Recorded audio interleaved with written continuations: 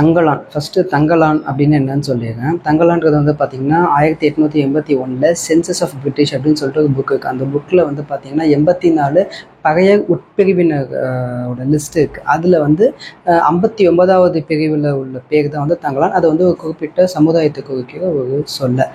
So இந்த தங்கலான் படம் இது வந்து பார்த்திங்கன்னா இது வந்து ஒரு மித்தாலஜி மாதிரியான படம் அப்படின்னு நான் சொல்லுவேன். மித்தாலஜினா கம்ப்ளீட் மித்தாலஜி அப்படின்னு சொல்லிட முடியாது. பிகாஸ் சில விஷயங்கள்லாம் வந்து ரிட்டன் ப்ரூஃபில், அதாவது ஹிஸ்ட்ரி பேஸ் பண்ணி இருக்குது. 5ஆம் நூற்றாண்டில் நடக்கிற கதையை பற்றி சொல்லுவாங்க. அதுக்கப்புறம் ஒரு 4 தலைமுறை ஆகன், காடையன், நாதமொழி, அப்புறமேட்டு தங்கலான், அந்த மாதிரி ஒரு ஹிஸ்ட்ரி பேஸ்டு படம் அப்படின்னு சொல்லலாம். பட் அந்த பிளாக் மேஜிக்னு சொல்லுவாங்கல்ல, ஸோ அந்த விஷயமும் இதில் வந்து இருக்குது. அதனால என்னதான் ரிட்டன் ப்ரூஃபில் இருந்தாலும் அதில் சொல்லப்பட்ட எல்லா விஷயங்களும் உண்மையா பொய்யா அப்படின்றது நமக்கு தெரியாது. அதனால இது மித்தாலஜி மாதிரியான ஒரு ஹிஸ்ட்ரி பேஸ்டு படம் அப்படின்றது மாதிரி அப்படின்னு நான் வந்து சொல்கிறேன். அதுக்கப்புறமேட்டு வந்து பார்த்திங்கன்னா இந்த தங்கலான் படம் வந்து விக்ரம் சாருக்கு ரொம்ப ரொம்ப முக்கியமான படம். பிகாஸ் தெய்வ திருமகளுக்கு அப்புறம் அவர் வந்து எந்த ஒரு ஹிட்டுமே வந்து கொடுக்கல சேட்லி. பட் இப்போது தங்கலான் அப்படின்ற ஒரு படத்தில் வந்து பா ரஞ்சித் சார் அவரோட வந்து டைப் ஆகிருக்காரு. பா ரஞ்சித் வந்து ஒரு நல்ல டேரக்டர். அவங்க படம் எடுத்தால் கண்டிப்பாக அந்த படம் ஹிட் ஆகிடும் அப்படின்ற ஒரு நேம் வாங்கிய டேரக்டர். ரீசெண்டாக அவர் எடுத்து சாகப்பட்ட படம் வந்து பார்த்திங்கன்னா மிகப்பெரிய ஹிட் ஆச்சு. நட்சத்திரம் நகர்னு சொல்லிட்டு ஒரு படமும் வந்து பார்த்திங்கன்னா ஒரு அபவரேஜ் படமாக வந்து இருந்தது. ஸோ இப்போ பா ரஞ்சித்தோடு விக்ரம் சார் வந்து டைப் ஆகிருக்காரு. கண்டிப்பாக இந்த படம் வந்து அவருக்கு வந்து ஒரு கம்பேக் படமாக தான் இருக்கும் அப்படின்னு சொல்லிட்டு எல்லாருக்கும் நம்புகிறாங்க, இன்க்ளூடிங் மீ. ஸோ நம்ம நம்பிக்கைக்கு தகுந்த மாதிரி இந்த படம் வந்து விக்ரம் சார் கம்பேக் படமாக இருக்கு இல்லையா? வாங்க பார்க்கலாம், லெட்ஸ் கோ.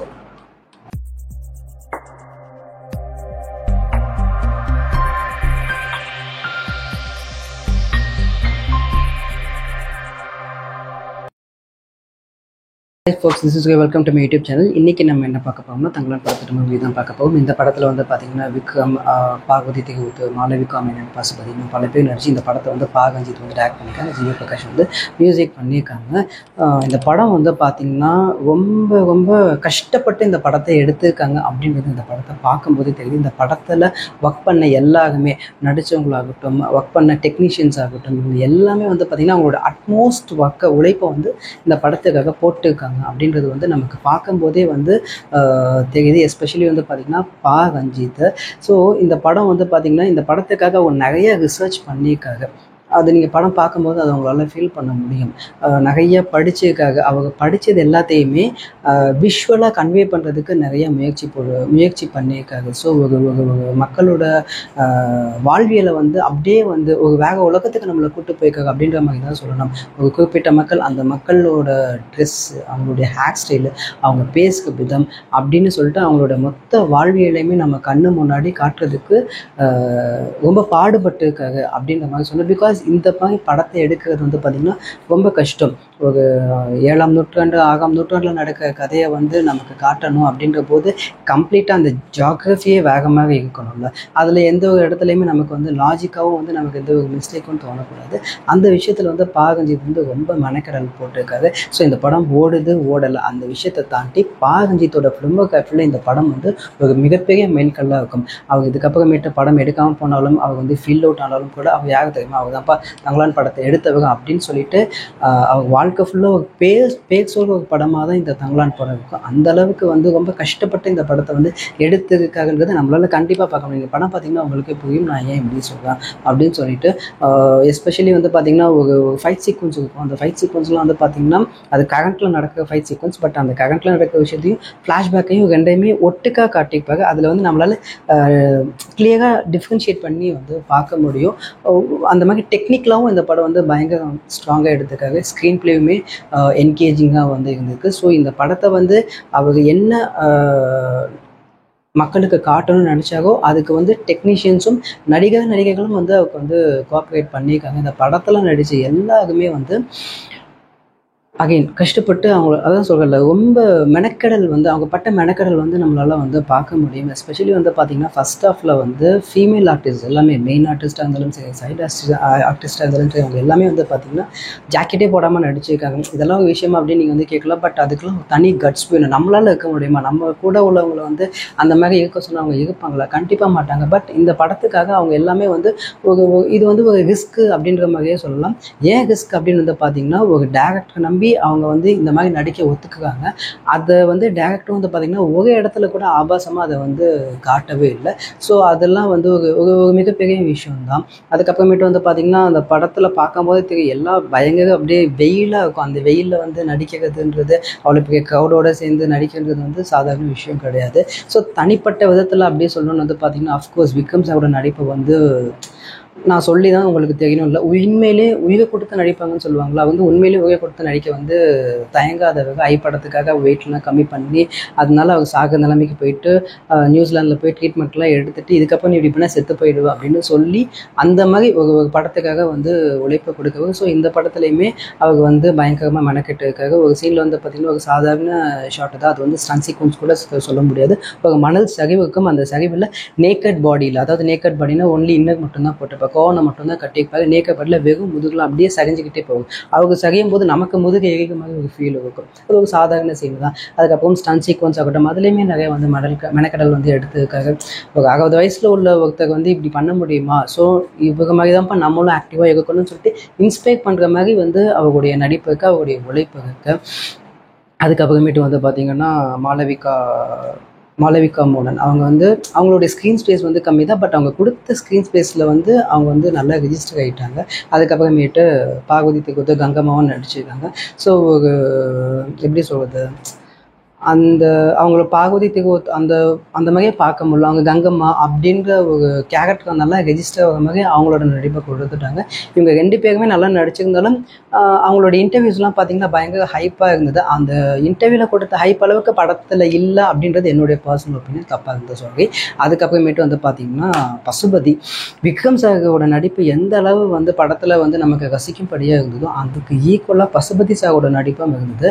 அவங்க வந்து பார்த்திங்கன்னா அவங்க வந்து ஒரு பிற்படுத்த சமூகத்தை சேர்ந்தவர், பட் நம்மளை வந்து இந்த சொசைட்டி அவங்கள அப்படி தான் பார்க்குது. பட் அந்த மாதிரி சொசைட்டி நம்மளை பார்க்குறத மாற்றணும் அப்படின்றதுக்காக ஒரு சீரியஸான விஷயத்தை வந்து ரொம்ப சைல்டிஷாக வந்து அவங்க பண்ணுவாங்க. அவரோட ஆக்டிங் வந்து ரொம்ப க்யூட்டாக இருக்கும். நான் ஏன் சீரியஸ் சொன்னால் எனக்கு அந்த விஷயம் சீரியஸ் கிடையாது, பட் இந்த சொசைட்டி அந்த மாதிரி விஷயத்தை வந்து சீரியஸாக தான் பார்க்கும். நான் என்ன சொல்கிறேன் அப்படின்றது வந்து கம்ப்ளீட்டாக சொல்லிட்டு அவங்களுக்கு கதையை ரிவீல் பண்ணுற மாதிரி இருக்கும், அந்த சீனை ரிவீல் பண்ணுற மாதிரி இருக்கும். அதனால் நீங்கள் படம் பார்த்து தெரிஞ்சுக்கோங்க. ரொம்ப க்யூட்டாக நடித்தப்ப எஸ்பெஷலி ஒரு கிளைமேக்ஸ்க்கு ப்ரீ கிளைமேக்ஸில் வந்து ஒரு சிங்கிள் டேக் ஷாட் ஒன்று நடிச்சப்போ பயங்கர க்யூட்டாக குழந்த மாதிரி அடம் பிடிப்பார். இதெல்லாம் என்ன விளாட்றியா, அதெல்லாம் கொடுக்க முடியாது அப்படின்ற மாதிரி ஆக்டிங் பண்ணிப்போம். ஹோல் தியேட்டர் வந்து கிளாப்ஸு. பசுபதி நடிப்பை பார்க்கும்போது அவங்க வந்து நம்ம வந்து லவ் பண்ண தோணும், அந்த மாதிரி வந்து நடிச்சு இருந்திருப்பாரு. அதுக்கப்புறமேட்டு வந்து பார்த்திங்கன்னா ஜிவி பிரகாஷோட மியூசிக். ஸோ இந்த படம் வந்து எடுக்கிறது கஷ்டம். நான் ஏன் சொன்னேன்னா இந்த படம் வந்து பயங்கர ராவாக இருக்கும், பயங்கர ரியாலிட்டியாக இருக்கும். ஸோ அந்த மாதிரி ரொம்ப ரியாலிட்டியாக நம்ம வந்து படம் எடுக்கும்போது மக்களுக்கு வந்து சலிப்பை தள்ளிடும், ஒரு மாதிரி போர் அடிச்சுடும், டாக்குமெண்ட்ரி படம் பார்த்த மாதிரி இருக்கும். ஸோ அது ஜனகஞ்சகமாக ஒரு கமர்ஷியல் எலமெண்ட்லாம் சேர்த்து கொடுக்கும்போது பீப்புள் வந்து கொஞ்சம் என்கேஜாக வந்து இருப்பாங்க. ஸோ அதுக்கு மிகப்பெரிய பலமாக இருக்கிறது வந்து பார்த்திங்கன்னா ஜிவி பிரகாஷோட பேக்ரவுண்ட் மியூசிக் தான். படத்தோட டைட்டில் கார்டில் இருந்து அவரோட வேலையை பார்த்துடுவாங்க. ஸோ அவரோட பிஜிஎம் மட்டும் எடுத்துட்டோம்னா இந்த படம் கண்டிப்பாக பல இடத்துல வந்து நமக்கு போர் அடிச்சு வந்திருக்கும். ஸோ அந்தளவுக்கு ஒரு பெரிய பிள்ளையாக வந்து ஜிவி பிரகாஷோட பேக்ரவுண்ட் ஸ்கோர் வந்து படத்தில் இருக்குது. அதுக்கப்புறமேட்டு வந்து பார்த்திங்கன்னா ஸ்டன் சீக்வன்ஸ் இந்த படத்தில் வர எல்லா ஃபைட்டுமே வந்து பார்த்திங்கன்னா ஒரு வாக் மோடில் தான் இருக்கும். ஒரு வாகில் சண்டை நடந்து அப்படி 2 கேங்குக்கும் சண்டை இருக்கும், அந்த மாதிரி தான் சண்டை இருக்கும். அதனால வந்து பார்த்திங்கன்னா கொஞ்சம் ஒப்பேத்தின மாதிரி தான் இருக்கும், யார் அடிக்கிறா யார் அடி வாங்குறா அப்படின்றது தெரியாது. அங்கங்கே நல்லாயிருக்கும், பட் பல இடங்களில் ஃபைட் சீக்வன்ஸ் வந்து கொஞ்சம் ஒப்பேற்ற மாதிரி தான் இருக்கும். பட் வேறு வழி கிடையாது, இந்த படத்தில் உள்ள ஃபைட் சீக்வன்ஸை தான் இப்படி தான் எடுத்தாகணும் அப்படின்ற மாதிரி தான் இருக்கும். அதுக்கப்புறமேட்டு டயலாக்ஸ் அஃப்கோர்ஸ் பாகஜித் படம்னாலே வந்து டயலாக்ஸ் எல்லாமே சூப்பராக இருக்கும். அதாவது சூப்பராக இருக்கும்னா உணர்ச்சி பூர்வமாக இருக்கும். இந்த படத்துலையுமே நிறையா டயலாக்ஸ் இருக்கும். எக்ஸாம்பிளுக்கு சொல்லணும்னா ஒரு நாள் வாழ்ந்தாலும் வைராக் இதோட வாழணும் அப்படின்ற மாதிரி.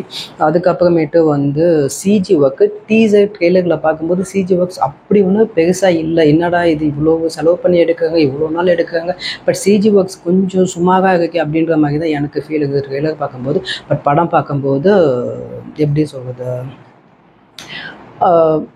ட்ரெய்லரை விட பெட்டராக இருந்தது படத்தில் பார்க்கும்போது. அந்த ஜாக்வார் வகை சீன் ஆகட்டும், எருமமாடு சீன் ஆகட்டும், பாம்பு வகை சீன் ஆகட்டும், அதில் வர எல்லா சிஜி ஒர்க்குமே முடிஞ்ச அளவு தத்துவமாக வந்து காட்ட ட்ரை பண்ணிக்கிட்டு இருக்காங்க சிஜி ஒர்க்கர்ஸ்க்கு. அதுக்கப்புறமேட்டு வந்து பார்த்திங்கன்னா படத்தில் வந்து என்ன தான் வந்து இவ்வளவு பாசிட்டிவான விஷயம்னு சொன்னாலும் இந்த படம் வந்து பார்த்திங்கன்னா ஒரு ஸ்லோ பேஸ்டு மூவி தான். பட் இந்த படத்தை இப்படி தான் எடுத்தாகணும், இது ஒரு ஆர்ட் படம் மாதிரி, இதில் வந்து நம்ம வந்து எப்படி சொல்கிறது, அந்த சீட்டேஜ் மொமெண்ட்டு அதெல்லாம் வந்து நம்மளால் எக்ஸ்பெக்ட் பண்ண முடியாது. இந்த படம் வந்து ரொம்ப ஸ்லோவாக தான் போகும், என்கேஜிங்காக போகும். இந்த படத்தோட ஜானர் வந்து பார்த்திங்கன்னா ஹாரர் ஜானர்னே சொல்லலாம். பேய் படமா அப்படின்னு கேட்டால் ஆமாம் அப்படின்னு சொல்லலாம். நான் சொல்ல படத்துலேயே ஒரு டைலாக் ஒன்று, இது கதை இல்லை பேய் அப்படின்னு சொல்லிட்டு ஒரு பேய் படம் பார்க்குற ஃபீல் வந்து படத்தில் அங்கே வந்துட்டு போகும். அதுக்கப்புறமேட்டு வந்து பார்த்திங்கன்னா எமோஷன்ஸ் வந்து அவ்வளோ வந்து கன்வே ஆகிருக்காது. படத்தில் வந்து 2 மெயின் கேரக்டர் வந்து செத்து போகிற மாதிரி இருக்கும். பட் அவங்க சாகும்போது நமக்கு வந்து அந்த ஒரு பரிதாபம்ன்ற ஒரு ஃபீலே வராது. அது வேடிக்கை பார்க்குற மாதிரி ஒரு படத்தில் மற்ற சீனை பார்த்த மாதிரி தான் அந்த டெத்து சீனை பார்க்குற மாதிரி இருக்கும். அதுக்கப்புறம் வில்லன் ரோலுமே வந்து இன்னும் கொஞ்சம் பெட்டராக வந்து எழுதியிருக்கலாமோ, ரைட்டிங்கில் இன்னும் ஸ்ட்ராங்காக இருந்துக்கலாமா அப்படின்ற மாதிரி தோணுது. பிகாஸ் வில்லனுக்கு ஒரு டிரான்சிஷன் நடக்கும். அந்த டிரான்சிஷன் யூஸ்வலாக ஒரு டிரான்சிஷன் நடக்கும்போது மக்களுக்கு வந்து ஷாக் ஆகணும், ஆனால் அப்படி இருந்தும் இப்படி ஆகிட்டானு அப்படின்னு சொல்லிட்டு. பட் அந்த வில்லன் டிரான்சிஷன் ரோல் வந்து பார்த்திங்கன்னா இன்னும் கொஞ்சம் பெட்டராக இருந்துக்கலாம். அவங்க அவ்வளவு வில்லண்டா அப்படின்ற ஒரு அக்செப்டன்ஸ் வர்றதுக்கே வந்து நமக்கு டைம் ஆகும். சில பேர்த்துக்கு அது அந்த அக்செப்டன்ஸும் வராது.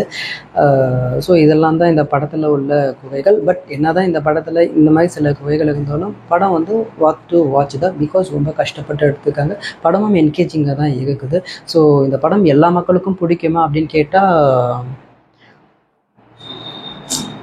வெறும் என்டர்டெயின்மெண்ட்டுக்காகவே சினிமா பார்க்கறவங்களுக்கு இந்த படம் வந்து பிடிக்காது. சினிமா லவர்ஸ்க்கு இந்த படம் ரொம்ப பிடிக்கும். இந்த படம் ஃபேமிலி ஆடியன்ஸ்க்கு வந்து ரொம்ப பிடிக்கிறதுக்கான பாசிபிலிட்டிஸ் இருக்குது. பிகாஸ் இப்போ வந்து ஒரு படத்தோட வெற்றி தோல்வியை வந்து நிர்ணயிக்கிறதே ஃபேமிலி ஆடியன்ஸ் தான். அவங்கள பொறுத்தவரைக்கும் ஒரு குவாலிட்டியாக ஒரு படம் கொடுத்துட்டா கண்டிப்பாக அந்த படத்தை வந்து வெற்றி பெற செஞ்சுருவாங்க. இந்த படம் பயங்கர குவாலிட்டியாக, அதாவது இந்த படத்தோட கதைக்கு என்ன தேவையோ அதை வந்து அழகாக பண்ணியிருக்காங்க ரஞ்சித். அதனால இந்த படத்தை வந்து ஃபேமிலி ஆடியன்ஸ் வந்து செலிப்ரேட் பண்ணுவாங்க அப்படின்னு சொல்லிட்டு நான் நம்புகிறேன். ஸோ விக்ரமுக்கும் இந்த படம் வந்து ஒரு கம்பேக் படமாக இருக்கிறதுக்கான பாசிபிலிட்டிஸ் நிறையா இருக்குது. இந்த படத்துக்கு என்னுடைய ரேட்டிங் வந்து பார்த்திங்கன்னா 9 out of 10. ஏன் 9 அப்படின்னு வந்து பார்த்திங்கன்னா அஃப்கோர்ஸ் அவங்களுடைய ரிசர்ச் ஒர்க்கு, அந்த ரிசர்ச் ஒர்க்கில் உள்ளதை அவ்வளோ அழகாக ஸ்க்ரீன்லேயும் டெலிவர் பண்ணுறதுக்காக தான். ஸோ இந்த வீடியோ பார்த்துட்டு உங்களுக்கு பிடிச்சதை லைக் பண்ணுங்கள், ஷேர் பண்ணுங்கள், கமெண்ட் பண்ணுங்கள், மறக்காமல் சப்ஸ்கிரைப் பண்ணுங்கள். தேங்க்யூ, பாய்.